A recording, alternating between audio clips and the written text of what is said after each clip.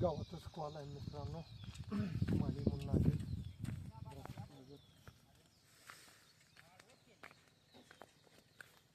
कसला हौदात नाक पडलाय भैया, कसल्या हौदात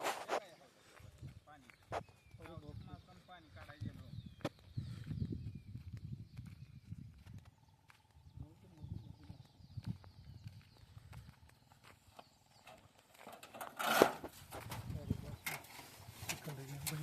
साली बांधलेला. तुझं नाव काय? सुमित साहेबराव माळी. सुमित साहेबराव माळी माझ्याच गावातला आहे मित्रांनो.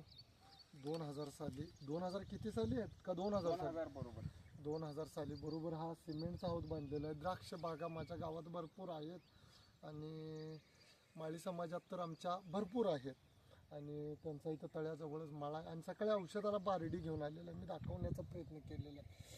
त्या हौदातलं पाणी घ्यायला लागतंय. लोकांना प्रश्न पडतोय की शेतात कसे साफ धरायचे, पर्यावरणात राहिले पाहिजेत. पण हा प्रॉब्लेम बघा मित्रांनो की कसा विषारी नाग आत येऊन बसलेला आहे.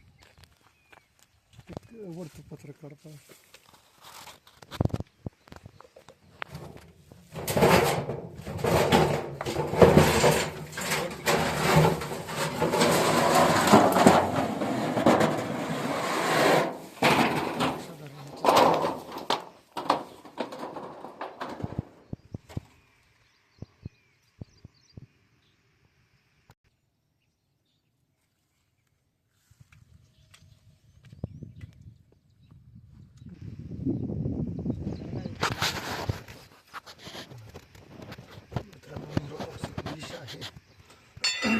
असा जो साप आहे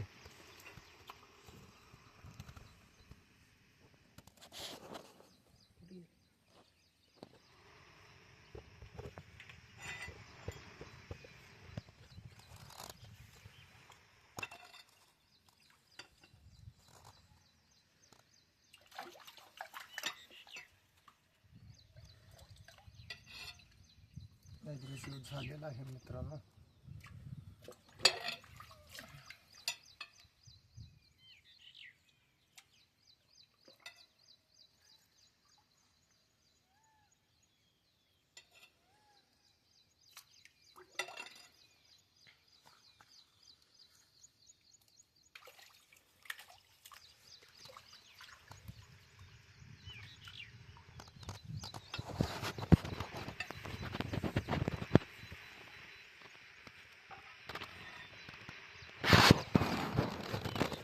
प्रत्येक वेळी मित्रांनो सांगितलेलं आहे की अशा सापामध्ये न्यूरोटॉक्सिक विष येतो. हा एकदम भयंकर 4 सापापैकी एक विषारी साप आहे ज्याला नाग नावाने ओळखलं जातं. आणि सगळ्यात महत्त्वाचा प्रॉब्लेम आहे आता की आपल्याला पॅकिंग नाही आहे. कशात पॅक करायचं काही तर मला द्यायला लागतं पॅक करायला भैया आणायला. मग घरात जाऊनच आणायचं हे डबा. एखादी बॉटल नाही काय तर आणायला लागणार गाडीवर.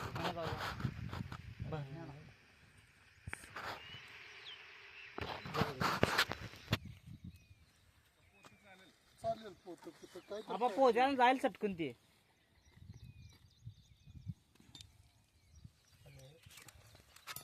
जीवदान मित्रांनो याला मिळलेलं आहे. पण काढून फास्ट चालणारा असा साप चावला मानवी शेतकरी याच्यापासून नेरोटॉक्सिक शिवाय कोणताही पर्याय नाही. आणि प्रत्येक वेळी कसं बघते बघा, ते हलणारे फोटो काढा की. किती म्हणजे किती दिवस हा पडलेला होता भाई हौदात. अहो आत्ता बघितले. आत्ता बघितले काल तुम्ही औषध मारायला आलाच नव्हता. नाही नाही, आणि माळी साहेबांचं अभिनंदन की त्यांनी विषारी नागाला जीवदान दिलेलं आहे. आणि प्रत्येक शेतकऱ्याचं कर्तव्य आहे. माझ्या गावातला तर कर्तव्य दक्ष शेतकरी आहे किंवा कवठेमहांकाळ तालुका, प्रत्येक महाराष्ट्रात प्रत्येक शेतकऱ्यानं रात्रीच्या वेळेस मोटर चालू करताना किंवा यांनी बारडी बुडवली असते तर त्यांना 100% बाईट केली असते अशा सापांना. आणि शेतकऱ्यांना चुकीच्या पद्धतीनं वर्तणूक केल्यामुळंच साप चावतात. साप हे फक्त त्याच्या संरक्षणासाठी चावतात, त्यांना धोका वाटल्यानंतर. आणि मित्रांनो याच्यात नेरोटॉक्सिक विष येते.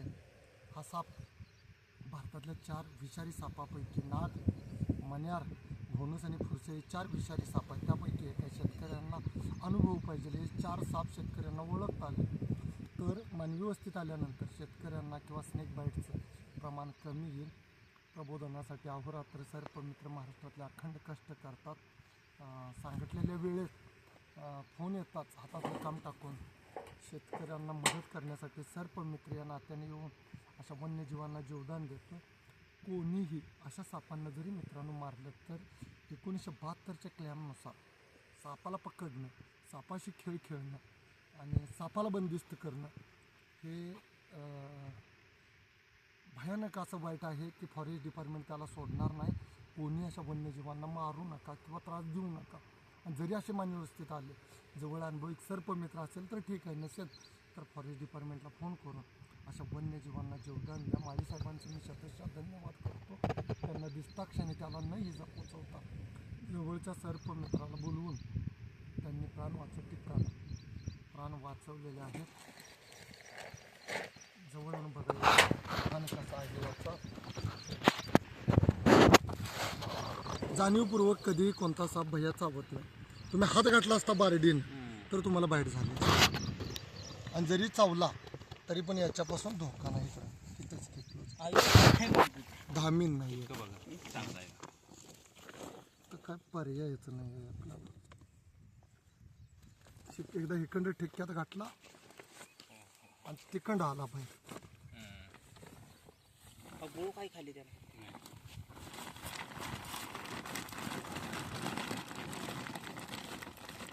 तिकडे म्हैस आणि मित्रांनो माझ्याच गावातले आहेत. खडामासात शेती आहे, द्राक्ष बाग. आणि त्या तलावात म्हणजे छोटाशी टंकी केलेली आहे औषधाला पाण्यासाठी.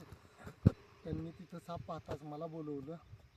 त्यांचं शतशः माझ्या चॅनलवर अभिनंदन करतो. प्रत्येकाने असाच साप वाचवला पाहिजे. अन्न साखळीतला सर्वात महत्त्वाचा घटक आहे साप. हा उंदीर खाऊन शेतकऱ्याला मदत करणारा पण रात्रीच्या वेळेस हा शेतकऱ्याला धोका करणारा साप आहे. त्यामुळे प्रत्येकाने सावधगिरी घ्या. व्हिडिओ आवडला तर लाईक करा, शेअर करा.